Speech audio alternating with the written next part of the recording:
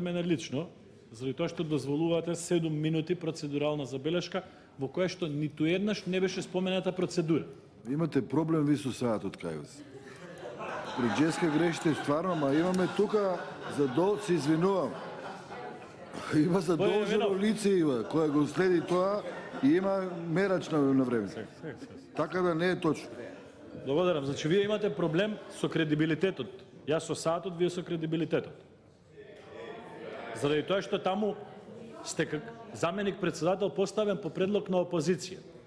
А вие цело време играте за власт. И тоа не е во ред. Сега да го кажам процедурално. Дозволувате под процедурално колегата Реджола Исмаили да зборува реплика. И тоа е надвор од тоа што е дозволено. И вие свесно го дозволувате, господин Аминов, тоа. Јас сум ви благодарен и вас и на господинот Реджола Исмаили, заради тоа што на тој начин ми кажувате дека сум погодил во целта. Толку. Благодарам.